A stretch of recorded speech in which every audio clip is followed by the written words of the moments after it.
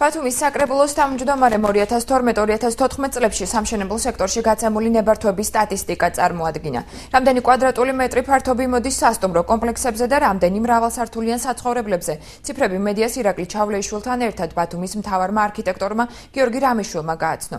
მათი განცხადებით ნაციონალური მოძრაობის წარმომადგენლები მმართველ გუნდს ბრალს უსაფუძვლოდ ცდებენ, როცა აცხადებენ, რომ სამშენებლო სექტორში ინვესტიციების მოცულობა წინა წლებთან შედარებით შემცირებულია.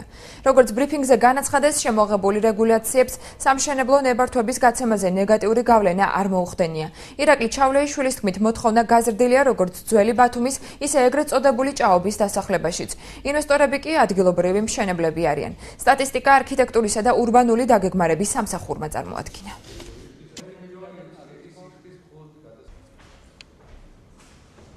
მიუხედავად ჩვენ შემოვიღეთ რეგულაციები, იმ გარემოზე მორგებული ძველი ბათუმის იერსახის შენარჩუნების მიზნით ძალიან კარგი პროექტები შემოვიდა, ძალიან კომფორტული, თუმცა რა თქმა უნდა საცხოვრებელი სახლის ფასმას მოემატა. მშენებლობებმა გადაინაცვლა ეგრეთ წოდებული ჭაობის ტერიტორიაზე პერიფერიის მიმართულებით ძალიან საინტერესო პროექტები შემოდის. 2012 წელს გაიცა 12619 კვადრატულ მეტრზე სასტუმროების მშენებლობის ნებართვა.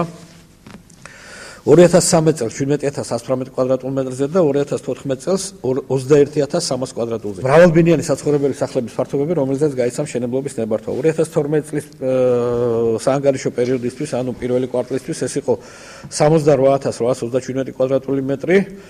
2013 წლის ანალოგიური პერიოდისთვის 114724 და 2014 წელში ეს არის 120450.